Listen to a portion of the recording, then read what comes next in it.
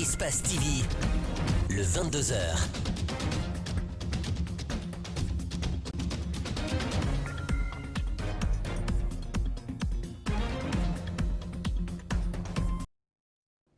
Merci, mesdames et messieurs, de votre fidélité à Espace TV. Bienvenue dans le 22h, dont voici les principales articulations. C'est par une marée rouge de manifestants que le Front national de défense de la Constitution a marqué l'acte 6 de ces manifestations de rue contre le référendum constitutionnel du rond-point de la Tonnerie au stade du 28 septembre de Conakry. Les opposants au régime du président Alpha Condé étaient déterminés avec un seul mot d'ordre, non au troisième mandat. Les moments forts de cette manifestation et les réactions. Partie de la capitale guinéenne broie du noir depuis des semaines. Les délestages sur le réseau se sont multipliés ces derniers jours. Le ministre de l'Énergie se fait entendre. Cheikh Talib Silla annonce la reprise imminente de certaines centrales thermiques. Et puis, le ministère des Mines et de la Géologie de la Guinée se défend face aux accusations de pot de vin dans l'octroi de la mine d'or de Kiniero. Le secrétaire général du ministère apporte des précisions.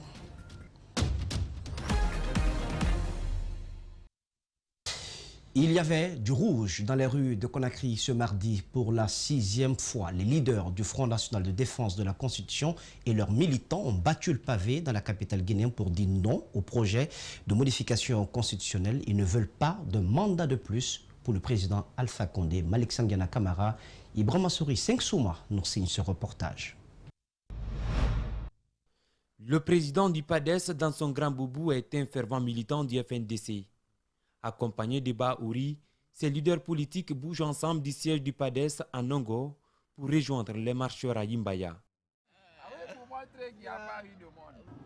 Ce mardi 10 décembre, c'est l'acte 6 du FNDC pour dire non à une nouvelle constitution, non à un troisième mandat. C'est une manifestation grandiose qui montre la détermination du peuple de Guinée pour mettre fin à cette hérésie de troisième mandat. La Guinée est unie et déterminée à se battre contre la dictature parce que c'est la seule façon d'assurer l'avenir de nos enfants. La malversation, la mauvaise gouvernance, le manque d'emploi, la gabegie financière sont entre autres des maux dont souffre la Troisième République, disent ses leaders du FNDC. Actuellement, les Guinéens manifestent à Conakry dans tous les quartiers pour les raisons qui poussent le FNDC à manifester parce qu'il n'y a pas d'électricité dans la ville. Alors nous voulons rajouter notre manifestation à ceux-là qui sont persuadés qu'un troisième mandat sera néfaste pour notre pays. Donc nous continuons la marche dans ce sens et nous voyons que nous sommes rejoints par les enfants dans les quartiers. Tout au long de l'itinéraire, ils sont applaudis et acclamés par une foule en liesse.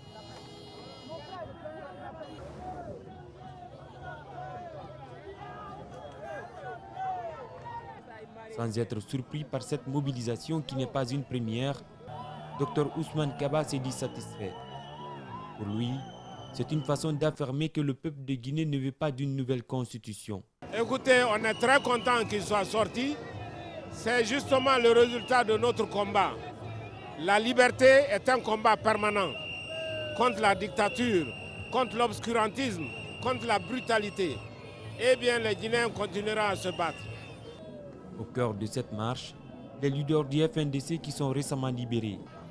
Abdourahmane Sanou, Eli Kamanou, Bailo Destin en main, Bilde Sam, Sekou Koundounou, Badra Koné pour ne citer que ceux-là, tous sont plus que déterminés à mener ces combats jusqu'au bout. Eux ont été arrêtés à la veille de la première manifestation du FNDC alors qu'ils en sont les géniteurs. Après un bref séjour en prison, ils savourent pour la première fois le plaisir de marcher auprès des militants du Front national de défense de la Constitution. Il y avait du monde certes dans les rues, mais la présence de ces leaders n'est pas passée inaperçue. Mamadou Saliouba, Alseni Kamara. Après la prison, la rue. Pour ce 6e acte, tous les leaders du FNDC sont présents, toujours déterminés. Idi Kamano ne pouvait pas manquer cette marche ou passer inaperçu. Dans un boubou, dès les premières minutes, l'artiste se fait remarquer par une arrivée tonitruante. Si j'ai été emprisonné, c'est pour ça. C'était pour m'empêcher de marcher. C'était pour m'empêcher d'exprimer ma colère. Et nous allons aujourd'hui démontrer encore à la face du monde que nous ne sommes pas d'accord avec le président Alpha Condé et ses spies. On n'est pas d'accord parce que ce pays-là se veut un pays démocratique. Ce pays-là, on ne peut pas détruire les acquis démocratiques de ce pays parce qu'il y a certaines personnes, une poignée de personnes qui veulent s'éterniser au pouvoir. Il n'est pas question. Déterminé plus que jamais, enchanté par la mobilisation. Le coordinateur national du FNDC a lui aussi marqué sa présence, sa première marche avec les militants du FNDC. Abdourahmane Sano savait que la prison n'allait pas peser sur son discours. Je suis fier d'être ici pour renforcer le travail fait par nos collègues pendant que nous étions séquestrés par M. Alpha Condé. Nous sommes là tout en ayant notre esprit vers les morts, les blessés et ceux qui sont aujourd'hui en prison. Et nous disons tous à nos amis en prison de tenir bon. Nous sommes là pour eux. Nous sommes là pour ceux qui sont morts. Nous sommes là pour ceux qui sont blessés. Tout le peuple uni. Parce que Alpha Condé comprenne que ce pouvoir n'est pas un pouvoir privé. La joie à chaque instant, la détermination de Sékou Koundono, de Bill Dessam et de Mamadou Baïlo Bayi n'a rien perdu de son intensité. Pour leur première marche, ils montrent toute leur détermination. Aujourd'hui, la prison ne nous fera pas replier, la torture ne nous fera pas replier, l'intimidation ne nous fera pas replier, alors qu'ils arrêtent leur projet de troisième mandat parce que ça ne marchera pas. Cette marche est une alerte. Très bientôt, nous préparons l'assaut final pour enterrer ce rêve rébellionnaire, ce rêve suicidaire, ce rêve diabolique que M. Alpha Condé s'inspire porte. Nous le disons de se ressaisir. Nous le disons de se ressaisir. Nous le disons de se ressaisir car la Guinée ne sera pas une monarchie. On ne laissera aucun chef d'État maintenant faire de cette Guinée ce qu'il veut. Pour ce sixième acte, les leaders du FNDC libérés et leurs militants ont voulu envoyer un signal fort, montrer qu'ils ne vont jamais renoncer. Dans la matinée, tout semblait être perdu. Quelques dizaines de jeunes au rond-point de la tannerie à 9h, mais quelques minutes plus tard, le MAC, le mouvement pour l'alternance en Guinée, renforce la mobilisation. Le FNDC, c'est un mouvement, c'est un esprit que tout le monde partage. Donc il y a beaucoup de structures qui se retrouvent dans cet esprit, qui partagent le combat, qui partagent l'idéologie. Donc du coup, on mobilise nos forces pour faire une synergie d'action vers un objectif commun. L'objectif, c'est de barrer la route à cette dictature qui veut s'installer en Guinée. L'objectif, c'est de faire partir Alpha Condé en 2020. La détermination, la mobilisation aussi sur plusieurs kilomètres. À Bessia, filmés de loin, ils étaient des centaines de milliers. Sur la terrasse du stade du 28 septembre, une marée humaine. Après près de 2 mois de manifestations, la mobilisation contre un troisième mandat et une nouvelle constitution est toujours de taille.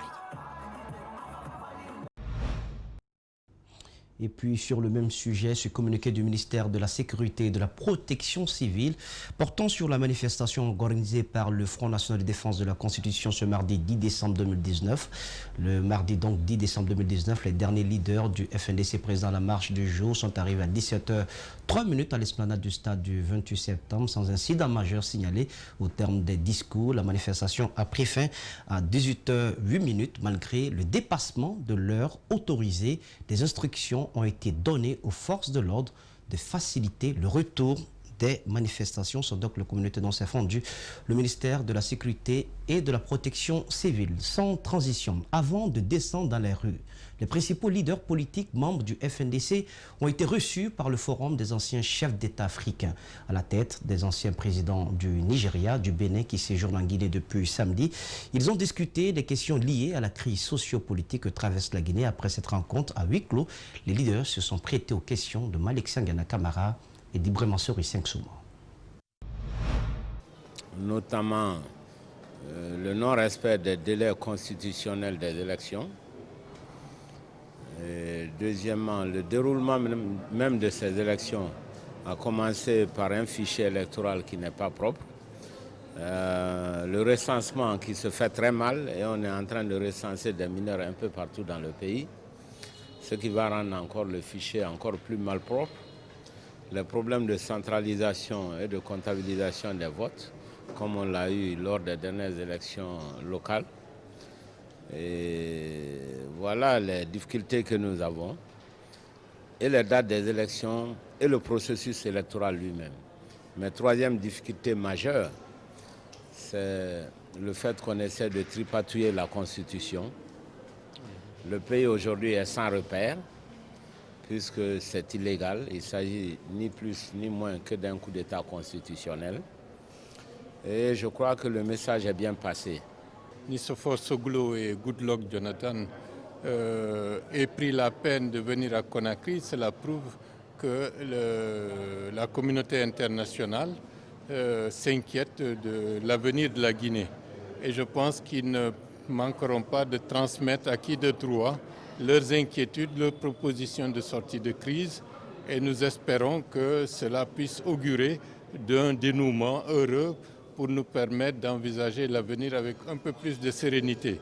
Et le président Soglo a indiqué qu'il dira de manière nette et claire au président Alpha Condé qu'il est temps de prendre en compte l'indispensable nécessité de respecter le mandat constitutionnel et ne pas essayer de faire des jeux qui ne feront que créer des problèmes aussi bien à la Guinée qu'à l'Afrique tout entière.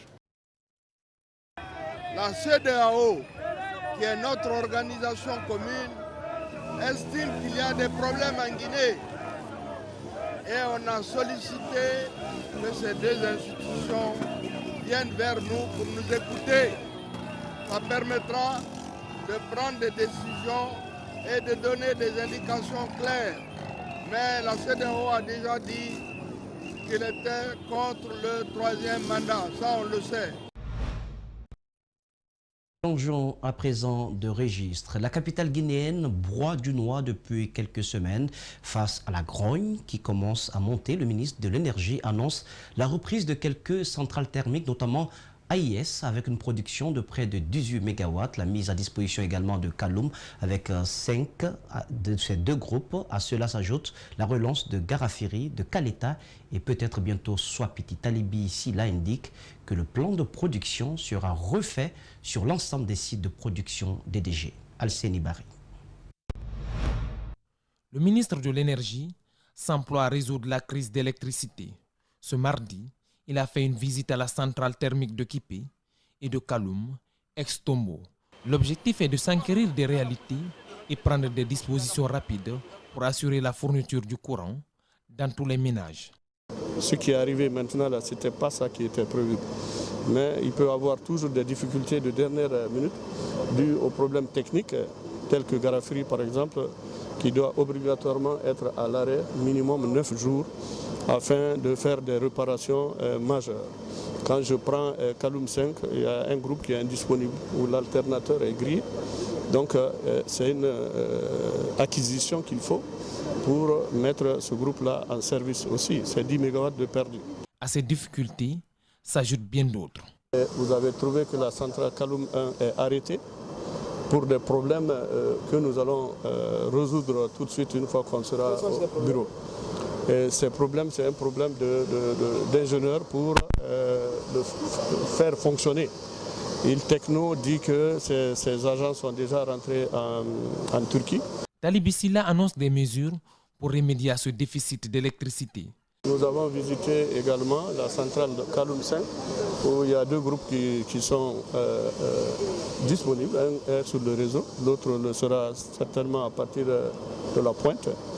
Et AIS, c'est un contrat aussi pour la fourniture d'énergie au niveau de cette centrale qui a été réhabilitée par cette compagnie et qui va redémarrer aujourd'hui pour une production de près de 18 MW. Nous pensons que cet ensemble, avec les consignes qu'on va donner à partir sur Garafiri, Swapiti et Kaleta, bien que Swapiti, il n'y a pas de groupe, mais quand même on a accumulé suffisamment d'eau là-bas. Nous allons prendre les dispositions pour lâcher ces eaux-là et harmoniser, refaire le plan de production sur l'ensemble des sites de production de EDG. La Guinée renoue avec le manque d'électricité en cette période d'étiage. Pourtant, l'État a investi plusieurs millions de dollars dans l'équipement, la construction des barrages hydroélectriques. L'investissement tarde à produire de bons résultats.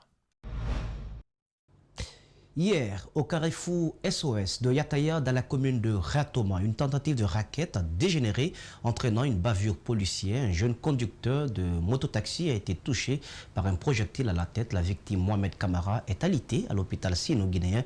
Son état de santé serait très critique. Mamadou Kalisso, Alseni Kamara était présent sur le lieu. Mohamed Kamara, conducteur de mototaxi, a été touché à la tête par un projectile. C'était à 18h, c'est lundi 9 décembre. La CMIS numéro 6 de Yataya serait à l'origine de cet acte, nous confient des témoins oculaires. Il y avait 3 amis qui étaient assis sur la moto. Bon, 2 personnes maintenant s'est tiré en laissant l'autre là. Bon, un autre maintenant, un officier s'est tiré, entré là-bas, en tirant une balle dans la tête de l'autre. Bon, c'est jusqu'à ce niveau blanc. Moi, c'est... Non, c'est un policier au fait. De la CMIS 6 aussi.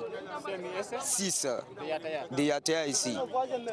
C'est un voisin, nous sommes tous ici. La victime a été rapidement conduite dans une clinique de la place. Il avait perdu assez de sang et était plongé dans le coma, explique cet infirmier d'État qu'il a reçu. Bon, au fait, il est devenu dans un état de traumatisme crânien avec une perte de connaissance. La projectile, c'était sous l'effet d'un projectile. C'était au niveau du frontal. Vu son état, bon, je ne pouvais pas gérer parce que les moyens ne sont pas là. Je suis obligé de le référer dans un centre spécialisé pour une bonne prise en charge. Est-ce que vous pouvez me décrire la nature de la plaie? Bon, c'était une plaie pontiforme qui était au niveau du frontal. Quand on dit une plaie pontiforme, c'est une plaie sous forme de pointe. Le blessé a été référé à l'hôpital sino-guinéen où il suit actuellement des traitements intensifs. Selon un de ses proches, contacté ce mardi matin, il n'a pas été touché par balle, mais par du gaz lacrymogène. Ce taximètre dit être meurtri par ce qui est arrivé à son camarade. Je suis touché, c'est-à-dire, je ne sais même pas comment qualifier l'acte là. Je suis sans mots même, je suis touché, très très touché. Toute la soirée de ce lundi, des gendarmes ont sémé la terreur dans cette partie de Yataya. Plusieurs jeunes ont été interpellés. Les policiers sont tirés un de nos petits là, au carrefour SOS ici, devant chez nous ici. Donc, c'est trop bizarre. Ce que j'ai vu aujourd'hui encore, c'est autre chose. Donc, les policiers, ils ont venu jusqu'à chez nous ici pour prendre les gens. Ils ont jeté les gaz un peu partout. D'après des renseignements recueillis sur place, ce n'est pas une première pour les forces de l'ordre. À chaque fois, elles se livrent à des actes de représailles contre ces motocyclistes. La police qui est là, nous, on ne fait pas de pagaille. Ce qu'on veut, c'est chercher nos quotidiens. Est-ce que vous voyez? S'il y a des incidents ailleurs, il ne faut pas qu'ils viennent nous attaquer ici. Ils ont fait ça 1 fois, 2 fois, 3 fois. Un policier voulait racketter un chauffeur au carrefour église. Le chauffeur, un doyen, a refusé de payer. L'agent l'a molesté. Des jeunes du quartier sont intervenus en faveur du chauffeur. Ce sont les renforts qui seraient venus secourir le policier qui ont dû blesser Mohamed Kamara au carrefour des SOS. Les autorités guinéennes et la société Sycamore Mining ont signé un accord le 19 novembre pour relancer l'exploitation de la mine d'or de Kignero. La société chypriote injectera 35 millions de dollars pour réaménager et éventuellement étendre le site à l'abandon depuis le départ du Canadien Sémaphore en 2014. Près d'un mois après la signature de cet accord, des problèmes sont signalés sur les conditions dans lesquelles ce marché a été octroyé. Le ministère des Mines est accusé d'avoir fait du favoritisme. Mariam Fodé Camara, Abokoria Kourman ont rencontré le secrétaire général du ministère des Mines et de la Géologie.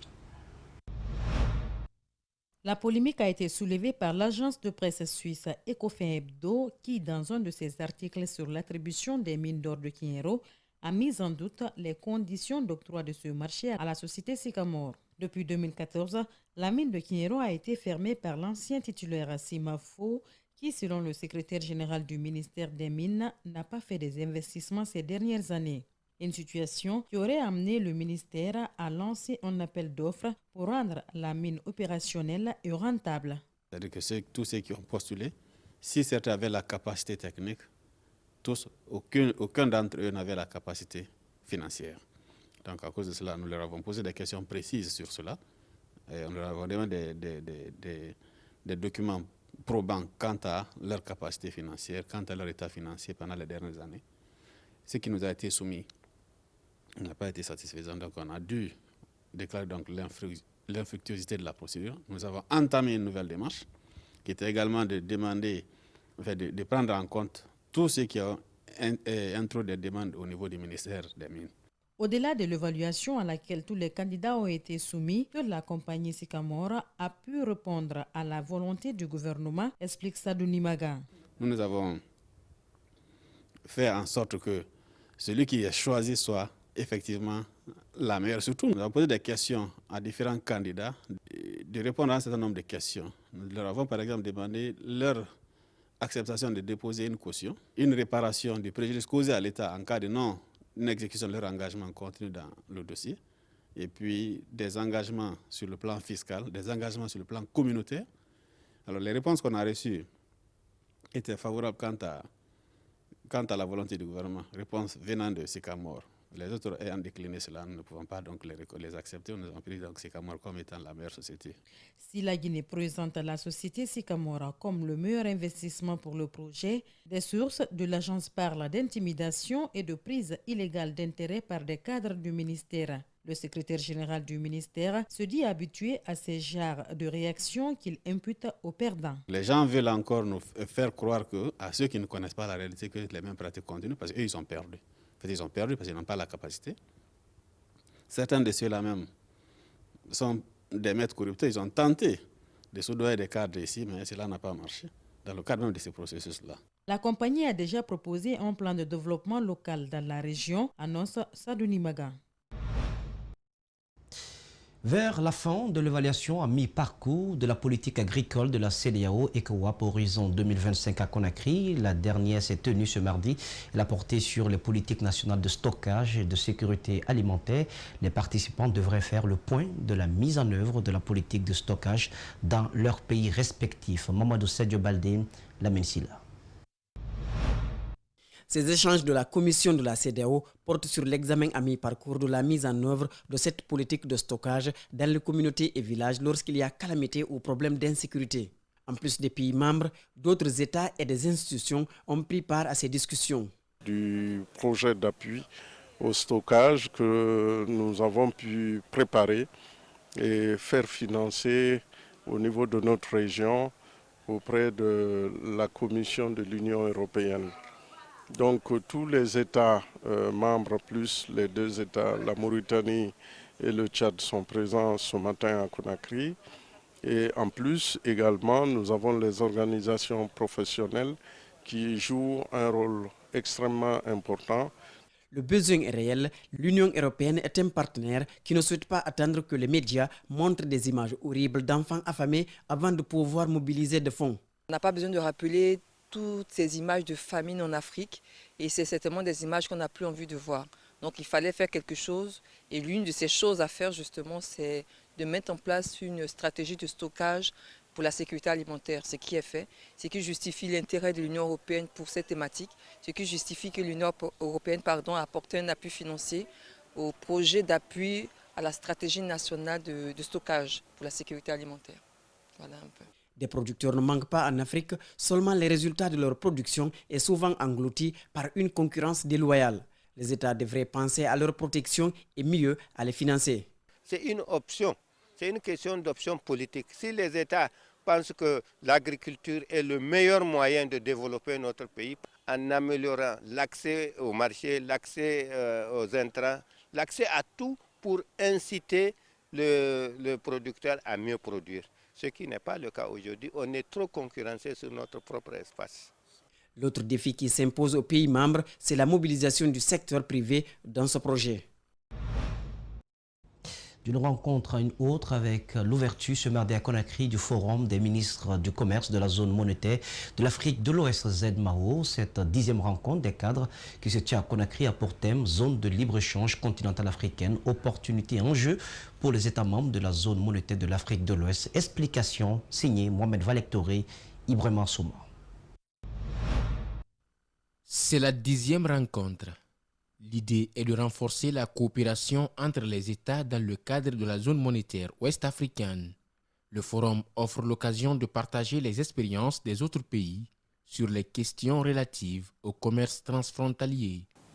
Faciliter le commerce n'est pas seulement un objectif de développement, mais c'est plutôt un impératif à la croissance économique et à l'intégration sous-régionale. À terme, cela contribuera à réduire la pauvreté et à accroître la stabilité politique.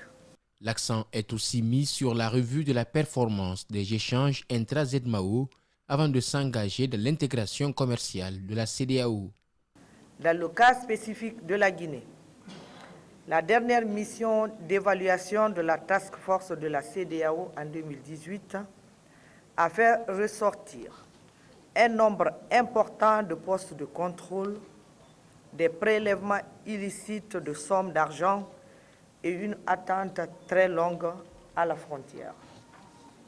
En outre, le nombre réduit d'entreprises et produits d'origine guinéenne agréés au schéma de libéralisation des échanges de la CEDEAO et les mauvais états des infrastructures physiques existantes sont, entre autres, les facteurs qui limitent les potentiels de croissance du pays. À ce jour, l'organisation évoque des étapes franchies qui sont, entre autres, la publication du rapport annuel, la conception de l'indice d'intégration et la base de données sur les flux commerciaux intra-ZMAO. Des acteurs de la société civile au nombre d'une vingtaine s'approprient des outils pour lutter efficacement contre des maladies tropicales négligées. Ces maladies font des ravages dans les communautés les plus défavorisées. C'est le constat fait par les autorités sanitaires à l'ouverture des travaux. Les images d'Aliouba sont commentées par Binta Tchangelba. Comment parvenir à impliquer les organisations de la société civile dans la lutte contre les maladies tropicales négligées? Cette problématique a animé l'esprit des membres de l'Union pour le développement et la coopération. Ils s'inquiètent de l'ampleur de la pathologie chez les populations à faible revenu. La société civile qui est un contrepoids, qui est un catalyseur, qui est aussi un baromètre, n'est-ce pas, de la société, doit normalement jouer son rôle dans la lutte contre cette maladie. Déjà, il existe un programme national de lutte contre les maladies tropicales négligées établi par le ministère de la Santé. En dépit de cette politique sanitaire, des efforts restent à fournir. Le ministère de la Santé peut faire des erreurs. Il peut y avoir des erreurs dans notre façon de faire. Mais notre mission n'est pas de nuire à la santé de la population. Notre mission, c'est d'améliorer la santé de la population. Il y a deux premiers indicateurs qui intéressent tout ministère de la Santé. C'est d'abord la réduction des cas de décès. Ensuite, le nombre de cas. En Afrique subsaharienne, l'impact de l'ensemble de ces pathologies est comparable au paludisme et à la tuberculose. Certaines peuvent être prévenues et traitées par des moyens accessibles aux pays les plus développés. Quand vous prenez également des maladies comme l'éléphantiasis, comme on l'appelle communément, c'est à peu près le même problème. Alors, c'est pourquoi, quand l'ONG UDEC se mobilise en faveur de cette maladie, on ne peut effectivement que saluer, que remercier. Pourquoi ces maladies sont-elles négligées? La raison est le fait qu'elles touchent des patients pauvres dans les pays les plus pauvres. L'autre raison prouve à travers nos recherches qu'une attention particulière est accordée sur le contrôle de l'infection par le VIH, la tuberculose et le paludisme. L'Institut des sciences de la santé et du développement Gandal vient de procéder à la remise des diplômes de sa première promotion. C'était dimanche dernier à Conakry. C'est une des salles de l'université de Sofona qui a servi de cadre à cette cérémonie de remise. Elle s'est déroulée en présence des proches, des lauréats, des partenaires techniques et financiers, des autorités en charge de la santé en Guinée. Ominatou Sidibé, Amara Alexida. C'est la remise des diplômes de la toute première promotion de l'Institut de sciences de la santé et du développement Gandal. Ils sont au total 62 étudiants qui sortent d'une formation de 3 ans rigoureusement suivie tant en théorie qu'en pratique selon le fondateur de l'Institut. L'examen de sortie s'est bien passé où on a eu les 99%. Dans ces 99%, 81% ont la mention, dont le premier de la République en santé publique est venu de l'Institut Gandal. L'équipement est de pointe. Nous avons un équipement de la dernière génération du matériel vraiment acheté en Allemagne, aux États-Unis. Cette remise a été parrainée par Dr Abdoulaye Diallo. Il invite les récipiendaires à faire preuve de professionnalisme aigu et du respect de l'éthique dans l'exercice de leur métier. Je dirais qu'ils ont franchi un pas. Aujourd'hui, ils vont rentrer dans la vie active. Donc notre devoir, c'est de les accompagner pour que la formation qu'ils ont reçue dans les salles de classe et qu'ils aient l'opportunité de pratiquer et pour apporter leur pierre à l'édification de la nation. Comme cet étudiant, ces diplômés ont salué les encadreurs pour les efforts consentis pendant ces 3 années. L'Institut Gandal est un institut de référence parce que en matière d'enseignement, il y a la qualité. En matière de pédagogie, nous avons des bons professeurs. Nous avons tout le matériel qu'il faut, nous avons des infrastructures. Je suis un bon fruit, je peux dire, parce que j'ai opté pour cette option pour servir mon pays. Cette année, le premier de la République à l'examen de sortie en santé est issu de l'Institut Gandal de la cimenterie. Et d'après les statistiques, l'Institut se classe parmi les meilleures écoles guinéennes de la santé. Un mot de sport pour finir avec le championnat national de karaté qui démarre le 13 décembre prochain à Conakry.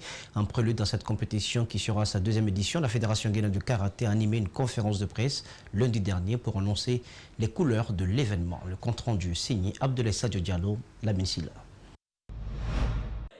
Du 13 au 15 décembre prochain se jouera la 2e édition du championnat de karaté.